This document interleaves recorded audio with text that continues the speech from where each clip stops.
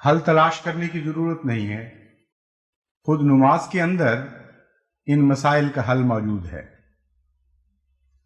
وہ شخص جو نیک نیتی سے اللہ تعالیٰ کی جانب اپنی توجہات مرکوز کرنی چاہتا ہے، جو دیانتداری سے یہ کوشش کرتا ہے کہ اللہ تعالیٰ میری حاجات اور میری مناجات اور میری آرزوؤں اور امنگوں کا قبلہ بن جائے، ایسے شخص کے لیے خود نماز میں وہ نظام موجود ہے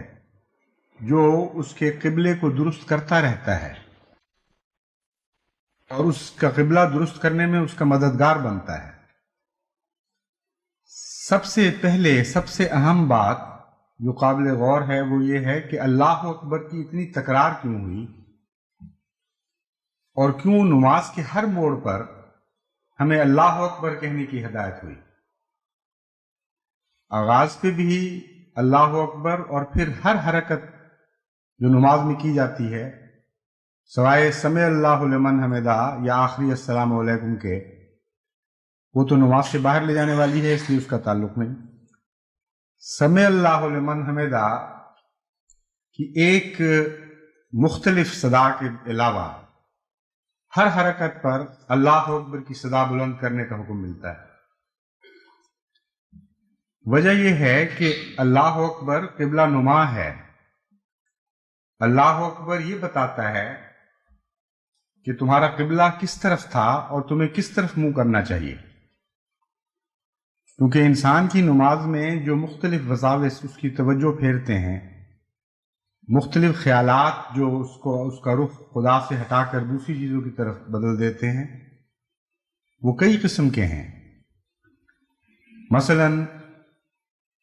تفکرات ہیں۔ اب تفکرات کا تو منافقت سے کوئی تعلق نہیں، ہر انسان کو تفکرات لگے ہوتے ہیں، لیکن فرق صرف یہ ہے کہ جو دنیا دار ہیں اور بہت ہی ابتدائی مبتدی ہیں، یعنی بہت ہی شروع کے راہ چلنے والے، ان کے تفکرات زیادہ تر دنیا کے تفکرات ہوتے ہیں، اور نماز پر جگہ جگہ تفکرات پہلے لگا دیتے ہیں اور وہ خدا تعالیٰ کی طرف توجہ مبذول کرنے سے روکتے رہتے ہیں۔ اور جو خدا کے زیادہ پاک بندے ہوں، جو زیادہ اس راہ میں آگے چلنے والے ہوں، ان کو بھی بعض دفعہ تفکرات پریشان کرتے ہیں، یہاں تک کہ قرآن کریم سے پتہ چلتا ہے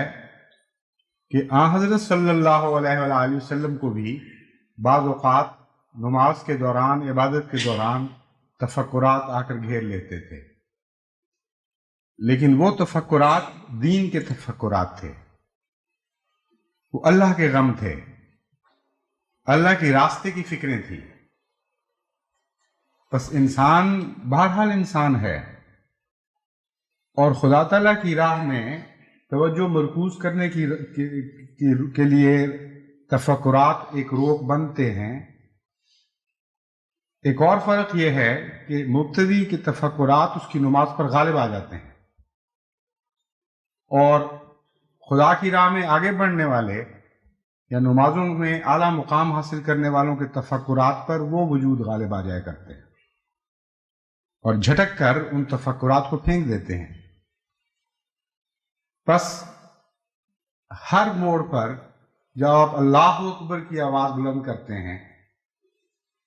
تو اللہ اکبر آپ کو بتاتا ہے کہ خدا سب سے بڑا ہے۔ تفکرات کی اس وجود کی نگاہ میں کوئی قیمت نہیں رہنی چاہیے جس کا خدا سے تعلق ہے۔ تفکرات خواہ دنیا کے ہوں یا دین کے ہوں،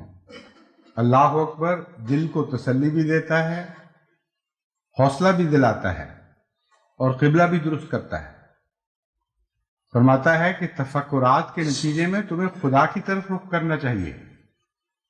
اور تم خدا کی طرف سے رخ ہٹا کر تفکرات کی طرف رخ کرنے لگے۔ بس اللہ اکبر نماز کے لیے قبلہ نما ہو جاتا ہے۔ پھر بعض دفعہ انسان کی آرزوئیں اس کی توجہ خدا کی طرف سے ہٹا دیتی ہیں۔ کوئی سیر کا شوق رکھتا ہے، کوئی کھیل کا شوق رکھتا ہے، کوئی دوستوں میں مجلس لگانے کا شوق رکھتا ہے، کوئی ریڈیو کا شوق رکھتا ہے، کوئی ٹیلی ویژن کا شوق رکھتا ہے، کسی کو کتابیں پڑھنے کی عادت ہے، کوئی دلچسپ کتاب پڑھتے پڑھتے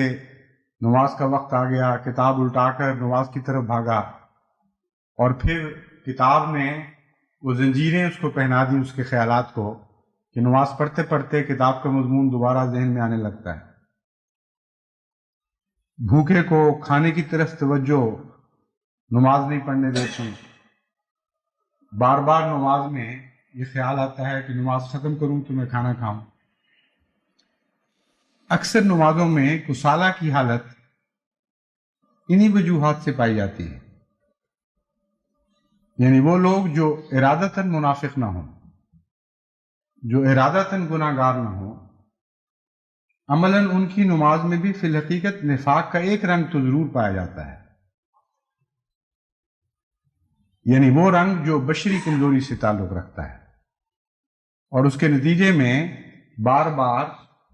دیگر توجہات انسان کا چہرہ اپنی طرف موڑ لیتی ہیں۔ بس اللہ اکبر کی تکرار ہر ایسے موقع پر الگ الگ معنی لے کر آپ کے سامنے آئے گی۔ اللہ اکبر بتائے گا کہ تم تو کہتے تھے خدا سب سے بڑا ہے، اب تمہیں کھانا سب سے بڑا لگ رہا ہے۔ تم تو کہتے تھے کہ خدا سب سے بڑا ہے، اب تمہیں ٹیلی ویژن سب سے بڑی لگ رہی ہے۔ تم تو کہتے تھے خدا سب سے بڑا ہے، اب تمہیں ریڈیو بہت بڑا لگنے لگ گیا ہے۔ تم تو کہتے تھے خدا سب سے بڑا ہے، اب فلاں کھیل تمہیں زیادہ بڑی لگنے لگی ہے، دوستوں کی مجلس زیادہ بڑی محسوس ہو رہی ہے۔ تو نماز کا قبلہ درست کرنے کے لیے اللہ اکبر ایک حیرت انگیز کام دکھلاتا ہے، لیکن اس کے لیے جس کی توجہ اللہ اکبر کے مضمون کی طرف رہے، کم سے کم جب وہ ایک حرکت سے ایک حالت سے دوسری حالت میں منتقل ہوتا ہے، اس وقت اللہ اکبر رکھنے کا ایک اور بہت اچھا فائدہ ہے، بہت عظیم فائدہ ہے کہ حرکت انسان کو سوچوں سے بیدار کر دیا کرتی ہے۔ حرکت انسان کو ایک مخمصے میں پھنسے ہوئے انسان کو اچانک جھنجھوڑ کر بیدار کرتی ہے، ہلاتی ہے، اور وہ بہترین وقت ہوتا ہے اسے سمجھانے کا کہ تم جانا کسی اور طرف چاہتے تھے، جا کسی اور طرف رہے ہو۔ بس اللہ اکبر کی تکرار اگر آپ سمجھ کر کریں تو نفسیاتی حالت بھی اس وقت ایسی ہوتی ہے کہ انسان اس کے اثر کو زیادہ قبول کر سکتا ہے۔ بس جہاں تک اللہ اکبر کا تعلق ہے یہ نماز کا قبلہ درست کرتا ہے، جہاں تک نماز کا تعلق ہے یہ انسان کا قبلہ درست کرتی ہے، نمازی کا قبلہ درست کرتی ہے، اور اس کے نتیجے میں ایک اور بڑا فائدہ نفس کے تجزیے کا حاصل ہو جاتا ہے۔ ہر انسان نماز کی قبلہ نما کے ذریعے یہ محسوس کر سکتا ہے کہ میری حقیقی توجہ کا مرکز کہاں تک خدا ہے اور کہاں تک دوسری خواہشات اور تمنائیں ہیں، کس حد تک میں دین کو دنیا پر مقدم کرنے کا اہل ہوا ہوں اور کس حد تک نہیں ہو سکا۔ پھر خیالات مختلف حالتوں میں پکڑے جائیں گے۔ ہر اللہ اکبر کے وقت وہ شخص جس کی توجہ خدا کی طرف قائم نہیں، وہ انسان اپنے خیالات کو مختلف حالتوں میں پکڑے گا، اور اس وقت وہ صحیح اندازہ کر سکتا ہے کہ میری اندرونی شخصیت کیا ہے، کس حد تک میں خدا کا ہوں، کس حد تک میرے دعووں میں سچائی ہے، کتنی مجھ میں خامیاں ہیں اور کس نوع کی خامیاں ہیں۔ خدا کی راہ میں روکے پیدا کرنے والے وساوس اور نفسانی شیاطین کون کون سے ہیں، ان کی شکلیں کیا کیا ہیں، اور ان کو درست کرنے کا انسان کو ایک بہترین موقع میسر آ جاتا ہے، کیونکہ جب دشمن پہچانا جائے اس وقت دشمن کو شکست دینا زیادہ آسان ہوتا ہے بنسبت ایسے دشمن کے جو نہ پہچانا جائے، نہ پتہ چلے کہ کس سمت سے حملہ کر رہا ہے۔ تو نمازیں قبلہ نما بھی ہیں اور دشمن کی تعیین کرنے میں بھی بہت مدد کرتی ہیں، اور اس سلسلے میں سب سے اہم کردار بار بار کی تکبیر ادا کرتی ہے پھر عمومی طور پر یہ بات ہر انسان کی فہم میں آ جاتی ہے کہ جس چیز کی کشش زیادہ ہو وہ اس چیز کے مقابل پر جس کی کشش کم ہو زیادہ قوت کے ساتھ اپنی طرف کھینچتی ہے۔ ویسے تو دنیا میں ہر چیز ایک دوسرے کو کھینچ رہی ہے، کوئی ایک بھی ذرہ نہیں جو دوسرے ذروں کو اپنی طرف نہ کھینچ رہا ہو اور دوسرے ذرے اسے اپنی طرف نہ کھینچ رہے ہوں، لیکن ہم آپس میں ایک دوسرے سے ٹکرا نہیں جاتے، ہم دیواروں کے ساتھ نہیں چمٹ جاتے، ہم پہاڑوں کے ساتھ نہیں لگ جاتے، اس لیے کہ زمین کی کشش عمودی طور پر ہمیں زیادہ قوت کے ساتھ اپنی طرف کھینچ رہی ہے۔ تو اس پہلو سے ہم بعین ہی تعیین کر سکتے ہیں کہ اللہ تعالیٰ کی کشش کے مقابل پر کون کون سی وہ قوتیں ہیں جو ہم پر بار بار اثر انداز ہوتی ہیں اور ہمارے قبلے کو ٹیڑھا کرتی ہیں، اور کیوں خدا کی کشش ان پر غالب نہیں آتی۔ اس نقطۂ نگاہ سے جب آپ نمازوں میں اپنے نفس کے تجزیے کے عادی ہو جاتے ہیں اور بار بار اللہ اکبر کی مدد سے اپنے اندرونی فسادات کی تعیین کرتے ہیں تو آپ کو اپنے اندر ایک نہیں بلکہ متعدد مخفی بت نظر آئیں گے، اور شرک خفی کی مختلف صورتیں اپنے وجود کے اندر دکھائی دینے لگیں گی۔ بس اس صورت میں نماز ایک آئینہ بن جاتی ہے جو آئینہ خانے کا سا منظر پیدا کرتی ہے۔ جس سمت میں آپ دیکھیں گے نماز کے آئینہ خانے میں آپ کو کوئی نہ کوئی مخفی بت، کوئی شرک کا دبا ہوا پہلو دکھائی دینے لگے گا، اور اس کی تصحیح کرتے وقت آپ